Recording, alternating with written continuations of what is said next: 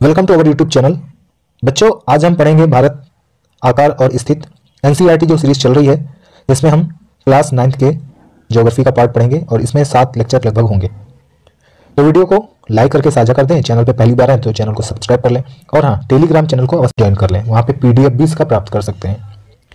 जैसे आप देख रहे हैं, भारत विश्व की प्राचीनतम संस्कृतियों में से एक है। पिछले 50 सालों में यानी 5 दशकों में भारत ने सामाजिक आर्थिक रूप से बहुमुखी उन्नति की है। कृषि, उद्योग, तकनीकी, सर्वांगीण आर्थिक विकास में अद्भुत प्रगति हुई। भारत का विश्व इतिहास में भी महत्वपूर्ण योगदान है। जैसे कि आप भारत की स्थिति के बारे में बात करें, उत्तरी गोलार्ध में जो स्थित है भारत की, यहाँ पे देख सकते हैं। ये भारत इमेज में भी मैं दिखाने की कोशिश कर रहा हूँ, ये देख सकते हैं। ठीक है, ये उत्तरी गोलार्ध हो गया। ये देखिए, ये है 0 अक्षांश विषुवत रेखा, और ये हो गई आपका उत्तरी अक्षांश और ये हो गया दक्षिणी अक्षांश।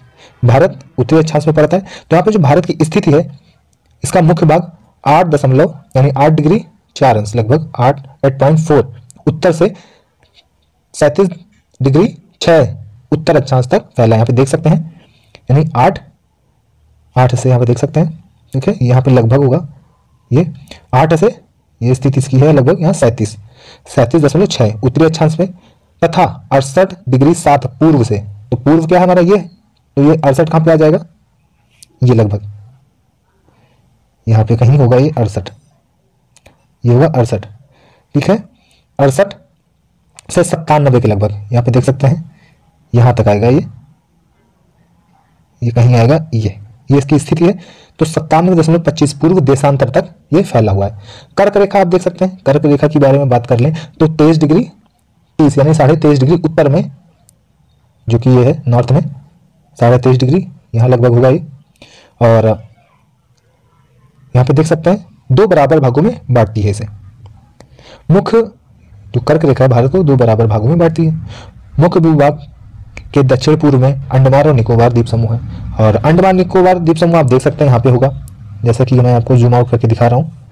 और यहाँ पे देख सकते हैं ये कहीं आपका ये जो डॉटेड है, यहाँ पे अंडमान निकोबार द्वीप समूह आपको देखने को मिलेगा। और फ्रेंड्स, अंडमान निकोबार द्वीप समूह में यहाँ पे 2 द्वीप हैं और शहीद द्वीप के नाम से जाने जाते हैं। और समूह बंगाल की खाड़ी भी है। बंगाल की खाड़ी कहाँ पे है, यहाँ पे देख सकते हैं, ये है बंगाल की खाड़ी। यहाँ पे ये पड़ेगी आपकी बंगाल की खाड़ी इस पॉइंट में। और उसके बाद फ्रेंड्स, दक्षिण पश्चिम में लगभग ये लक्षद्वीप पड़ता है। और लक्षद्वीप की राजधानी क्या है, यहाँ पे होगा ये लक्षद्वीप। जूम आउट करके बता देता हूँ, लक्षद्वीप यहाँ लगभग पड़ेगा ये है लक्षद्वीप का पोर्शन। इसकी राजधानी कवरत्ती। और फ्रेंड्स, आगे बात कर लेते हैं अरब सागर में जो कि पड़ता है लक्षद्वीप, और एटलस की सहायता से आप इन द्वीप समूह को भी विस्तार से भी जान सकते हैं। कुछ चीजें हैं जैसे कि मैं आपको यहाँ पे बता सकता हूँ, बता दूं कि 7 महाद्वीप हैं। एशिया हो गया, उसके बाद हो गया उत्तरी अमेरिका, दक्षिण America, south Africa continent, Europe हो गया, ऑस्ट्रेलिया हो गया। कितने हो गए, 6। और 7वां है अंटार्कटिक। ये देख सकते हैं 7 कॉन्टिनेंट में विश्व पूरा डिवाइड किया गया है। और यहाँ पे साढ़े 23 अंश है उत्तरी अक्षांश, जिसे कहते हैं कर्क रेखा, और यहीं पे 23.5 अंश हो गया, यहाँ से जाती है ये। कितने देशों से जाती है आप मुझे कमेंट बॉक्स में कमेंट करके बताएं। और ये कर्क रेखा कितने देशों से गुजरती है। तो जो मकर रेखा है ये 23.5 अंश दक्षिणी अक्षांश से गुजरती है। इसको आगे मैं बताऊंगा। भारत के भूभाग के कुल क्षेत्र का लगभग 32.8 लाख वर्ग किलोमीटर है। भारत का क्षेत्रफल विश्व के कुल भौगोलिक क्षेत्रफल का 2.4% है। ये डाटा महत्वपूर्ण हो जाता है। भारत विश्व का 7वां बड़ा देश है। भारत की स्थल सीमा रेखा लगभग 15,200 किलोमीटर है। स्थल सीमा रेखा कैसी होती है, यहाँ पे देख सकते हैं। मैप में बता देते हैं आपको। ये है स्थल सीमा रेखा, जिसका जल से संपर्क ना हो। तो यहाँ से पकड़ेंगे, ये जितना भी आएगा आपका, ये स्थल सीमा रेखा हो गई। ये कितनी है, ये लगभग हो जाएगी आपकी 15,200 किलोमीटर। समुद्री तट रेखा अंडमान निकोबार द्वीप समूह तथा लक्षद्वीप समूह के साथ 7,516 किलोमीटर है। भारत के उत्तर पश्चिम, उत्तर तथा उत्तर पूर्वी सीमा पर नवीनतम वलित पर्वत है, जैसा ही आपको पता है। उत्तर पश्चिम और उत्तर पूर्वी सीमा पर जिसका नाम है हिमालय। इसका दक्षिण भूभाग उत्तर में चौड़ा है, अब उत्तर में चौड़ा है और 22 डिग्री उत्तरी अक्षांश से हिंद महासागर की ओर सकरा होता हुआ आया है, यानी कि पूर्व की तरफ। इसके पश्चिम में अरब सागर है, पूर्व में बंगाल की खाड़ी। जैसा कि मैंने बताया आपको, अरब सागर कहाँ पे है भारत के, यहाँ पे देख सकते हैं, ये है अरब सागर का रीजन और ये है आपका बंगाल की खाड़ी, और जिसे बे ऑफ बंगाल कहते हैं। अक्षांश और देशांतर का विस्तार जो है लगभग 30 डिग्री है, परंतु फिर भी पूर्व पश्चिम का विस्तार उत्तर दक्षिण के विस्तार के पीछे कम प्रतीत होता है। गुजरात से अरुणाचल प्रदेश के स्थानीय समय में 2 घंटे का अंतर आता है। अब गुजरात कहाँ पे है, जो कि आप इमेज में देख सकते हैं। गुजरात फ्रेंड्स, ये है गुजरात और ये है अरुणाचल प्रदेश। तो यहाँ से यहाँ के बीच का जो समय है, जैसे अरुणाचल प्रदेश में दिन सबसे पहले होता है 5 बजे, तो यहाँ पे गुजरात में 7 बजे दिन होगा, ऐसे आप समझ सकते हैं। 2 और अरुणाचल प्रदेश में यदि शाम को 5 बजे सूर्यास्त हो जाता है तो गुजरात में 7 बजे होगा। इस हिसाब से आपको 2 घंटे का अंतर देखने को मिलेगा। यहाँ पे बात कर लेते हैं फ्रेंड्स, 2 घंटे का अंतर है, अतः 22.30 यानी जो ग्रीनविच रेखा टाइम है 22.5 अंश पूर्व देशांतर रेखा को भारत में मानक यामोत्तर माना गया है। यहाँ पे देख सकते हैं 22.5 डिग्री, जो कि उत्तर प्रदेश के मिर्जापुर से गुजरती है। वेरी वेरी इंपॉर्टेंट है, उत्तर प्रदेश के विभिन्न प्रतियोगी परीक्षाओं में ये क्वेश्चन एज इट इज आता है। 22.5 डिग्री उत्तर प्रदेश से कहां से गुजरती है, मिर्जापुर से। अक्षांश का प्रभाव दक्षिण से उत्तर की ओर दिन और रात की अवधि पर पड़ता है।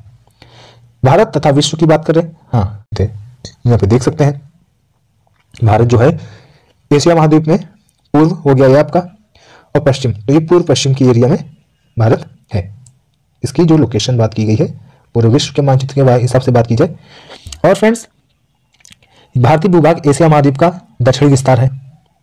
एशिया महाद्वीप में दक्षिणी भाग में पड़ता है भारत। हिंद महासागर जो कि पश्चिम में यूरोपीय देशों और पूर्वी एशियाई देशों को मिलाता है, भारत को केंद्रीय स्थिति प्रदान करता है। दक्षिण का पठार हिंद महासागर में शीर्षवत फैला हुआ है, और पश्चिम एशिया, अफ्रीका और यूरोप के देशों के साथ साथ पूर्वी एशिया के देशों में भी पूर्वी तट के माध्यम से निकटतम संबंध बनाए हुए हैं। हिंद महासागर में किसी भी देश की तटीय सीमा भारत से नहीं लगी है। भारत की इसी महत्वपूर्ण स्थिति के कारण एक महासागर का नाम इसके नाम पर भी पड़ा है। जैसे आपको पता होना चाहिए कि हिंद महासागर, ये एक इसकी महत्वपूर्ण विशेषता है, इसी कारण यहाँ पे हिंद महासागर भारत के नाम पर पड़ा हुआ है। 1869 में सुएज नहर के खुलने से भारत और यूरोप के बीच 7000 किलोमीटर कम हो गया, यानी कि सुएज नहर का निर्माण कब हुआ था, 1869 में हुआ था। ये महत्वपूर्ण डाटा है आपके लिए। और फ्रेंड्स, हाँ, अब भारत के मैप से बात करें, थोड़ी सी चीजें आपको क्लियर करते हैं। यहाँ पे देख सकते हैं बहुत ही आसान सी चीजें हैं। 37.6 जैसे मैंने आपको बताया ऊपर कश्मीर के ऊपर, और यहाँ पे देख सकते हैं 8.4 जिसकी लंबाई हो गई। और इसका किलोमीटर में बात की जाए 3214 किलोमीटर है, और पश्चिम से पूर्व की ओर बात की जाए तो 97.25 से यहाँ पे 68.7 है। तो इसकी इधर से लंबाई की बात की जाए अरुणाचल प्रदेश से गुजरात की ओर 29.33 किलोमीटर। और यहाँ पे जो बांग्लादेश के नीचे का एरिया, इसे ही कहते हैं बंगाल की खाड़ी। यहीं पे ये देख सकते हैं सुंदरवन डेल्टा है, यहाँ पे गिरता है, और यहीं पे ही मैग्रोव वन पाए जाते हैं। और फ्रेंड्स, यहाँ पे हम बात कर रहे थे जो ग्रीनविच या मुत्तर रेखा गई है, कहाँ से गई है, भारत के उत्तर प्रदेश के मिर्जापुर से ये गई है। 22.5 अंश देशांतर जो मानक या मुत्तर है, देख सकते हैं किन किन राज्यों से होकर गुजरती है। तो आप देख सकते हैं जैसे कि उत्तर प्रदेश से भी गई है। और यहाँ पे बात कर लेते हैं फ्रेंड्स बंगाल की खाड़ी, और हमने पढ़ा था लक्षद्वीप। लक्षद्वीप की स्थिति देख सकते हैं, इसकी राजधानी कवरत्ती है। तो इतनी चीजें हमने पढ़ ली विस्तार से मानक रेखा जो है। और यहाँ पे जो विश्व का मानचित्र है भारत के दृष्टिकोण में, इसकी वायु मार्ग, समुद्री मार्ग, सभी चीजें दी गई हैं, आप इन्हें भी देख सकते हैं। और यहाँ पे भारत का विश्व के देशों के साथ संपर्क युगों पुराना है, परंतु यह संबंध समुद्री जल मार्गों की अपेक्षा भूभागों से होकर था। उत्तरी पर्वतों के दर्रे से अनेक यात्री प्राचीन काल में भारत आए, जबकि समुद्री मार्ग बहुत समय तक ज्ञात नहीं थे। सबसे पहले वास्को डी गामा भारत आया। आप सभी को पता है अमेरिका से, अमेरिकावासी था, कोलंबस भी आया। और फिर भारत का पश्चिम मध्य और पूर्वी एशिया, दक्षिणी एशिया के पड़ोसी देशों के साथ एक अद्भुत संपर्क रहा है। इसी प्रकार उपनिषदों के विचार, रामायण तथा पंचतंत्र की कहानियां भारतीय अंक एवं दशमलव प्रणाली आदि संसार के विभिन्न भागों तक पहुंच सके। मसाले, मलमल आदि कपड़े तथा व्यापार के अन्य सामान भारत से विभिन्न देशों को ले जाए जाते थे। इसके विपरीत यूनानी स्थापत्य कला तथा पश्चिमी एशिया की वास्तुकला के प्रतीक मीनारों गुंबदों का प्रभाव हमारे देश के विभिन्न भागों में देखा गया है। अब यहाँ पे पश्चिमी और पूर्वी तटों का केंद्र शासित क्षेत्रों की संख्या ज्ञात कीजिए। क्षेत्रफल के आधार पर सबसे बड़ा और सबसे छोटा राज्य कौन सा है? क्षेत्रफल के आधार पर आप मुझे इतने जो मैं क्वेश्चन पूछ रहा हूँ आप मुझे बताएं कमेंट बॉक्स में कमेंट करके। कौन से राज्य अंतर्राष्ट्रीय सीमा तथा समुद्री तट को स्पर्श नहीं करते? 7 केंद्र शासित प्रदेश थे, मगर वर्तमान में जब 2019 को जम्मू कश्मीर अलग हुआ और उसके बाद यहाँ पे देख सकते हैं कि 28 राज्य और 8 केंद्र शासित प्रदेश हो गए। और फ्रेंड्स केंद्र शासित प्रदेश 8 हो गए। भारत की भूमि की सीमा उत्तर पश्चिम में पाकिस्तान अफगानिस्तान के साथ है। उत्तर में बात की जाए तो चीन है तथा नेपाल और भूटान है। पूर्व में म्यांमार बांग्लादेश के साथ साझा करता है। यहाँ पे देख सकते हैं इसके पड़ोसी देश भारत और भारत के पड़ोसी देश के बारे में। जैसा कि देख सकते हैं भारत है और यहाँ पे उत्तर में चीन है और यहाँ पे अफगानिस्तान है, पाकिस्तान हो गया और इधर हो गया भूटान। और उत्तर में बात की जाए सॉरी पूर्व में बात की जाए तो बांग्लादेश है और म्यांमार है। दक्षिण में बात की जाए श्रीलंका, यहाँ पे देख सकते हैं ये श्रीलंका हो गया। और दक्षिण में समुद्र पार हमारे पड़ोसी 2 द्वीप समुद्र राष्ट्र श्रीलंका और मालदीव। जैसा कि आपको मैंने दिखाया श्रीलंका को दिखा दिया है, मालदीव यहाँ पे है, ये देख सकते हैं ये मालदीव है। और यहाँ पे फ्रेंड्स भारत और श्रीलंका के बीच में छोटा समुद्री रास्ता है जिसे पाक जल संधि और या मन्नार खाड़ी कहते हैं।